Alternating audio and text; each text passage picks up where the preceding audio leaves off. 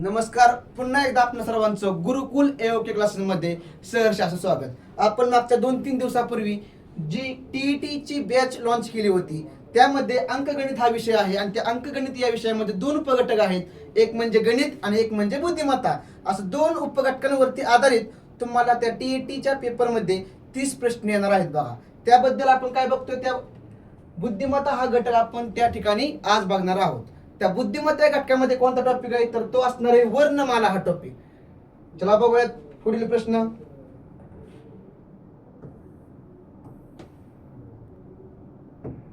या ठिकाणी बघा, वर्णमाला म्हणजे काय तर इंग्रजी अक्षरमाला असते बघा. म्हणजे ए पासून ते झेड पर्यंत जी इंग्रजी अक्षरमाला आहे त्यावरती आधारित जे काय प्रश्न तुम्हाला या ठिकाणी बघणार आहे आपण, ते प्रश्न कोणत्या कोणत्या प्रकारचे असतील बघा. एक म्हणजे असतो गटात न बसणारे पद.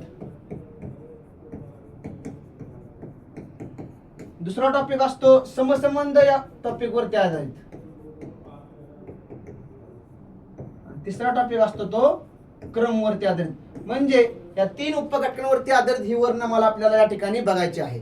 बघा त्यातील पोरांनो, पहिला प्रश्न या ठिकाणी इंग्रजी अक्षरमाला क्रमावर आधारलेल्या किंवा दिलेल्या मालिकेत प्रश्नचिन्हाच्या जागी कोणता पर्याय येईल किंवा काय येईल, अशा प्रकारचा प्रश्न आला की त्यासाठी तुम्हाला पहिल्यांदा दिलेल्या प्रत्येक अक्षराचा अनुक्रमांक माहित असणं आवश्यक आहे. या ठिकाणी बघा, जर आपण बघायला गेलो तर एस चा अनुक्रमांक असणार आहे 19, सी चा असणार आहे 3 आणि झेड चा असणार आहे 26. परत बघा गेलो 20, 4, 2, 21, 5, 4, 22, 6, 5.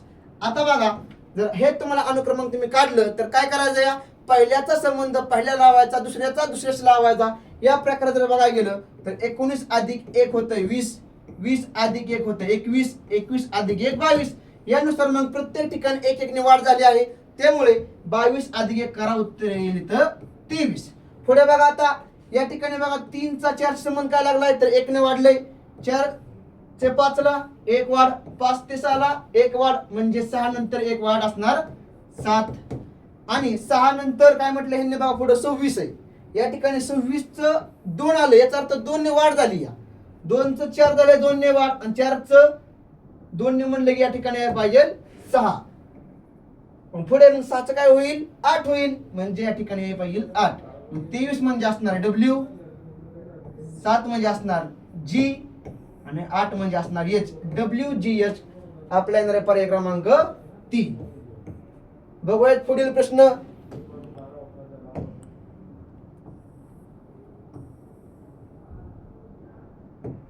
या ठिकाणी बघा, हा आहे गटात न बसणारे पद या टॉपिक वरती आधारित प्रश्न. आता तुम्हाला म्हटलं होतं की अशा प्रकारचा प्रश्न कधी येऊन द्या, मग तो क्रमचा असू द्या, समसंबंध असू द्या किंवा वर्गीकरण असू द्या. जर अशा प्रकारचा प्रश्न आलं की सर्वप्रथम तुम्हाला त्या ठिकाणी त्यांचे अनुक्रमांक पाठ असणे हे आवश्यक आहे बघा. यासाठी आता बघा, मग या ठिकाणी EFIK म्हणजे काय असणार आहे 5, 6, 9, 11. या ठिकाणी काय असणार आहे 25, 26, 2 आणि 5. या ठिकाणी 14, 15, 17, 20.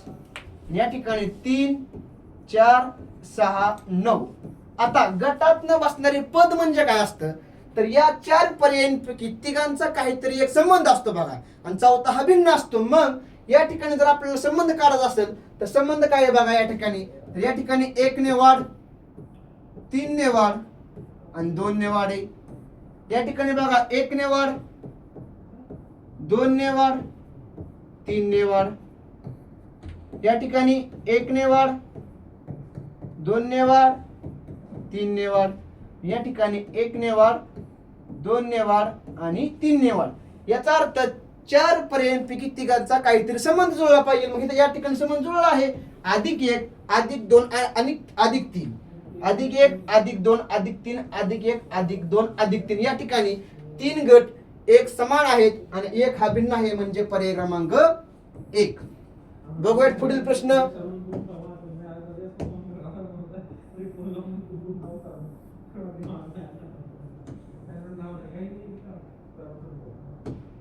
या ठिकाणी हा प्रश्न आहे समसंबंध या टॉपिक वरती आधारित. या ठिकाणी देखील आपल्याला माहिती आहे प्रत्येक अक्षरांचा अनुक्रमांक माहित असणं आवश्यक आहे. परंतु समसंबंध म्हणजे काय, तर दिलेल्या पहिलं पद, दुसरं पद, तिसरं पद आणि चौथं पद यामध्ये पहिल्या दोघांमध्ये जो काय संबंध आहे तो संबंध या ठिकाणी असणं आवश्यक आहे. या ठिकाणी बघा CF म्हणजे काय असणार आहे 3 6. या ठिकाणी HA म्हणले की 8 1. थोडं बघा 11 14 तर त्याला असणार आहे काय. याचा अर्थ बघा या ठिकाणी देखील पहिल्याचा पहिल्याशी संबंध लावायचा आहे, दुसऱ्याचा दुसऱ्याशी लावायचा, वेगळं काहीही करायचं नाही.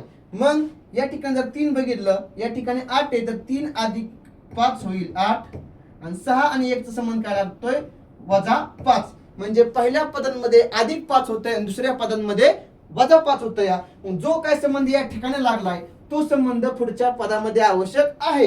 म्हणजेच 11 अधिक 5 होईल 16 आणि 14 - 5 होईल ते 9. 16 म्हणले की कोणता अनुक्रमांक असणार आहे, कोणत्या अक्षराचा, तर तो असणार आहे P आणि 9 म्हणले की असणार आहे I. म्हणजे PI आपला असणार आहे पर्याय क्रमांक 4 हे उत्तर. चला बघूयात पुढील प्रश्न.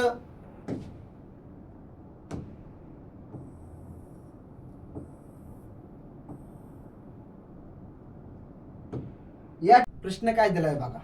या ठिकाणी पुन्हा एकदा काय म्हटलंय तर इंग्रजी अक्षरमालेतील क्रम या टॉपिक वरती आधारित प्रश्न आहे बघा.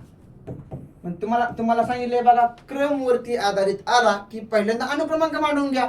अनुक्रमांक मांडून घ्या पहिल्यांदा. चला 1 2 5 7 8 9 13 14 13 या ठिकाणी 19 20 आणि 17. तर या ठिकाणी आपल्याला प्रश्न चिन्हाच्या जागी योग्य असा पर्याय त्या ठिकाणी निवडायचा आहे. मग तुम्हाला म्हटलं होतं की पहिल्याचा पहिल्याशी, दुसऱ्याचा दुसऱ्याशी आणि तिसऱ्याचा तिसऱ्याशी संबंध लावायचा आहे. या ठिकाणी बघा 1 7 6 ने वाढ 7 आणि 6 13 13 आणि 6 19 19 आणि 6 25. 25 म्हणजे असणार आहे आपलं Y. पुढे बघा मग 2 अधिक 6 8 8 आणि 6 14 14 आणि 6 20 20 आणि 6 26. 26 हा अनुक्रमांक कोणाचा असतो तर तो असतो Z या अक्षराचा. पुढे बघा 5 अधिक 4 आहे बघा 9 अधिक 4 आहे. बघा पहिल्या दोघांमध्ये कितीचा म्हणलंय तर 6 6 चा फरक आहे बघा. परंतु तिसऱ्या अक्षरामध्ये कितीचा फरक आहे तर अधिक 4 चा फरक आहे. म्हणजे 5 आणि 4 9 9 आणि 4 13 13 आणि 4 17 17 आणि 4 21 आणि 21 हा अनुक्रमांक कोणत्या अक्षराचा आहे तर तो आहे U या अक्षराचा. म्हणजे YZU हा आपला योग्य पर्याय असणार आहे पर्याय क्रमांक 1. बघूयात पुढील प्रश्न.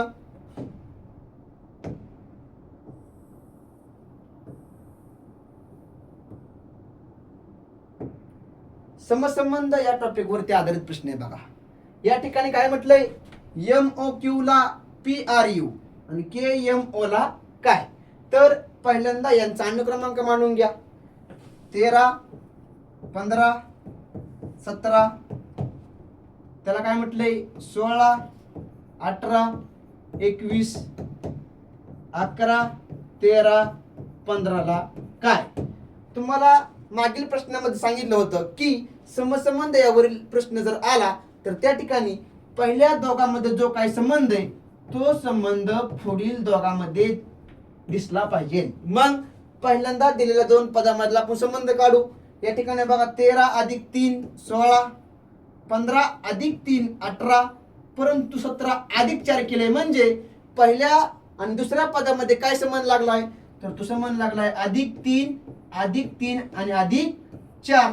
दिलेला संबंध हा पुढील दोन पदांमध्ये आवश्यक आहे. म्हणजे या ठिकाणी 11 अधिक 3 करा 14 येईल, 13 अधिक 3 करा 16 येईल आणि 15 अधिक 4 करा येईल 19. 14 कोणाचा अनुक्रमांक आहे यांचा, 16 कोणाचा आहे P चा आणि 19 कोणाचा आहे तर S चा. म्हणजे NPS हे आपलं करेक्ट आन्सर असणार आहे पर्याय क्रमांक 2.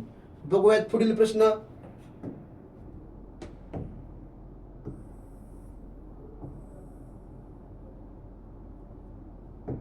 या ठिकाणी गटात न बसणारे पद आले. गटात न बसणारे पद म्हणजे काय म्हटलंय तुम्हाला, तर 4 पर्यायांपैकी तिघांचा काहीतरी एक संबंध आहे आणि एक हा काय आहे या भिन्न आहे बघा. मग तिघांचा संबंध आपल्याला काढण्यासाठी पहिल्यांदा प्रत्येकाचा संबंध जुळला पाहिजे. मग संबंध काय आहे बघा, तर पहिल्यांदा यांचा अनुक्रमांक मांडून घ्या. पहिल्यांदा 12, 11, 14. या ठिकाणी बघा 2, 1, 4. या ठिकाणी 21, 20, 23. आणि या ठिकाणी 6, 5 आणि 7. या ठिकाणी पहिल्याचा पहिल्याशी कधीच संबंध लावायचा नसतो. तो संबंध कुठं लावायचा, जर क्रम आलं आणि समसंबंध आलं. परंतु जर गटात न बसणारं पद आलं तर या ठिकाणी तो ऑप्शन वापरायचा नाही. इथं काय करायचंय, तर एकमेकाशी अक्षरामध्ये संबंध वापरायचा आहे. मग या ठिकाणी बघा 12 आणि 11 मध्ये काय संबंध आहे, -1. आणि 11 अधिक 3 14 म्हणजे या ठिकाणी -1 अधिक 3 आलं. या ठिकाणी बघा -1 अधिक 3. या ठिकाणी देखील बघा -1 अधिक 3. परंतु या ठिकाणी -1 आणि अधिक 2 आलं. या आपल्याला काय सांगितलंय, तिघांचा एकत्रित गट बनवायचा आहे. आणि गट कोणता बनलाय तो, तर त्या अक्षरांमध्ये -1 आणि अधिक 3 यांचा फरक आहे. परंतु पर्याय क्रमांक 4 मध्ये काय दिले त्यांनी, -1 आणि अधिक 2 चा संबंध दिला. या त्यामुळे या ठिकाणी पर्याय क्रमांक 4 हा चुकीचा ऑप्शन आहे. बघा पुढील प्रश्न,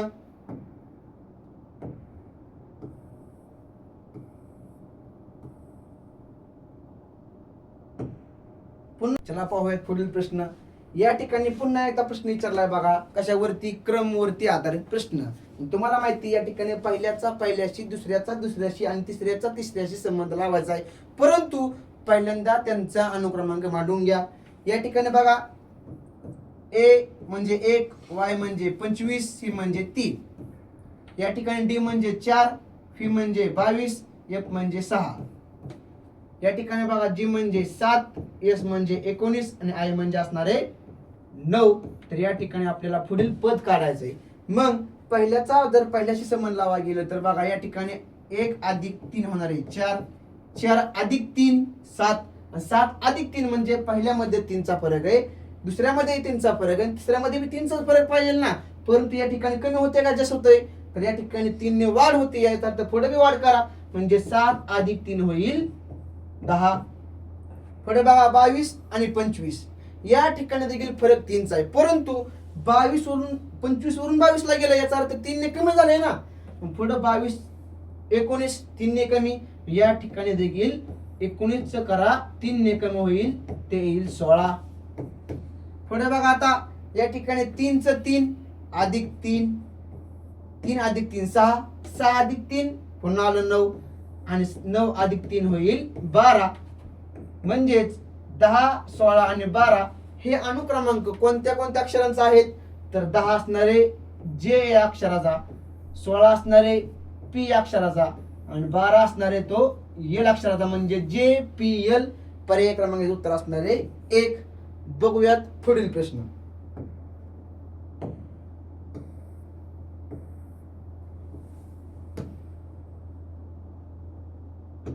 या ठिकाणी चला पाहूयात प्रश्न. या ठिकाणी काय म्हटलंय बघा, अक्षरांमधील समसंबंध ओळखायचा आहे बघा. समसंबंध म्हणजे तुम्हाला सांगितले पहिल्यांदा की पहिलं पद आणि दुसरं पद या दोघांमध्ये जो काय संबंध आहे तशा प्रकारचा संबंध तिसरं पद आणि चौथ्या पदामध्ये आवश्यक आहे. या ठिकाणी पहिल्यांदा त्या प्रत्येक अक्षराचा अनुक्रमांक मांडून घ्या. डी म्हणजे असणारे 4, 11 म्हणजे के असणारे, पी म्हणजे असणारे 16, त्याला काय म्हटलंय जे म्हणजे 10, क्यू म्हणजे 17 आणि व्ही म्हणजे 22. तर या ठिकाणी बघा 4 अधिक 6 केला आहे 10, 11 अधिक 6 केला आहे 17 आणि 16 अधिक 6 केला आहे 22. म्हणजे प्रत्येक दोन अक्षरांमध्ये 6 ने वाढ केली आहे. म्हणजेच पहिलं पद आणि दुसरं पद या दोघांमध्ये काय संबंध लागला आहे, तर अधिक 6 अधिक 6 अधिक 6 अशाच प्रकारचा संबंध तिसरं पद आणि चौथ्या पदामध्ये आवश्यक आहे. परंतु या ठिकाणी त्यांनी काय म्हटले, तिसरं पद काढायचंय. या ठिकाणी बघा पहिल्या पदातून दुसऱ्या पदाकडे जाताना 6 ने वाढ केली या, परंतु या ठिकाणी आपल्याला काय करायचंय, तिसरं पद काढायचंय म्हणजे चौथ्या पदाकडून तिसऱ्या पदाकडे यायचंय. याचा अर्थ काय करायचंय तर या ठिकाणी -6 आणि -6 करावं लागेल. मग जर m चा अनुक्रमांक बघा असणार आहे 13, s चा असणार आहे 19, w चा असणार आहे 23. या ठिकाणाहून -6 करा, या ठिकाणी -6 करा, -6 करा. 13 - 6 केलं 7 येईल, 19 - 6 केलं 13 येईल आणि 23 - 6 केलं तर ते येईल 17. म्हणजेच 7 अनुक्रमांक असणार आहे g चा, 13 असणार आहे m चा आणि 17 असणार आहे तो q चा. म्हणजे GMQ हे आपलं करेक्ट आन्सर असणार आहे पर्याय क्रमांक 2. बघूयात पुढील प्रश्न.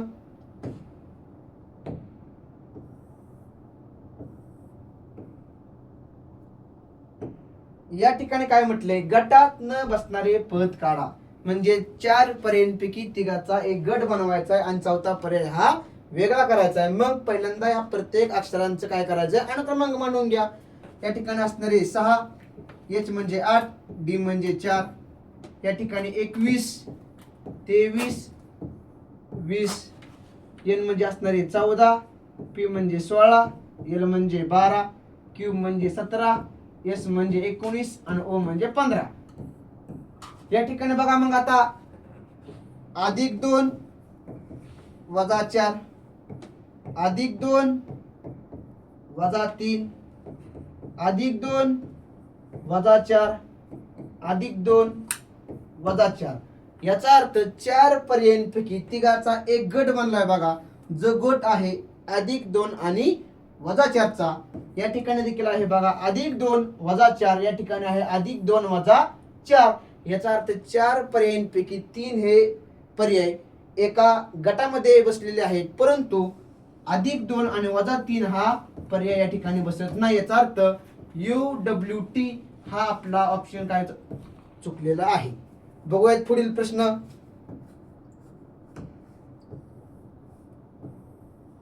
या ठिकाणी बघा प्रश्न क्रमांक आहे 10.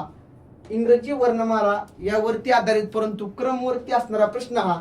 या ठिकाणी देखील काय करायचं आहे त्यांचं पहिल्यांदा अनुक्रमांकच मांडायचं. जर अशा प्रकारचं कधीही प्रश्न येऊ तुम्हाला कोणत्याही परीक्षेला, मग ती पोलीस भरती असून द्या, TET असून द्या, स्कॉलरशिप असून द्या, कोणतीही स्पर्धा परीक्षा जर दिसली आणि त्या स्पर्धा परीक्षेमध्ये अशा प्रकारचं प्रश्न आलं तर त्या ठिकाणी त्यांचा अनुक्रमांक पहिल्यांदा माहीत असणं आवश्यक आहे. या ठिकाणी बघा R म्हणजे 18, 12 म्हणजे असणारे L, 6 म्हणजे असणारे तो F. परत काय म्हटले 15 म्हणजे O, 10 म्हणजे J आणि 5 म्हणजे असणारे E, 12 म्हणजे L, 8 म्हणजे असणारे H आणि 4 म्हणजे असणारे D.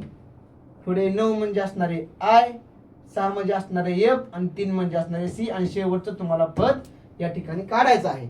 मग आता बघा 18 - 3 15, -3 12, -3 9. आता पुन्हा एकदा -3 करा म्हणजे येईल 6.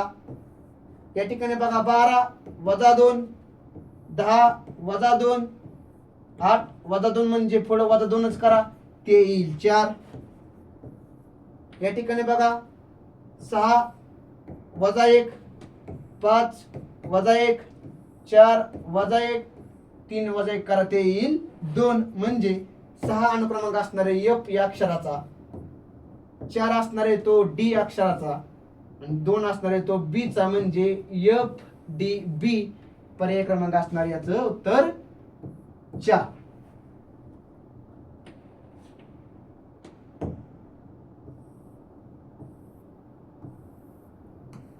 तर आज आपण या व्हिडिओमध्ये काय बघितलं तर बुद्धिमत्ता या टॉपिक वरती आधारित असणारा वर्णमाला हा टॉपिक, जो की प्रत्येक स्पर्धा परीक्षेला येत असतो. त्यामुळे वर्णमाला हा टॉपिक या ठिकाणी याचं कमीत कमी एखादा 1-2 प्रश्न या ठिकाणी पडतील. ते प्रश्न जर आले तर चुकायचे नाही. जर असेच नवनवीन व्हिडिओ पाहण्यासाठी आमच्या या गुरुकुल AOK क्लासेस या चॅनलला लाईक, शेअर अँड सबस्क्राईब करा. धन्यवाद.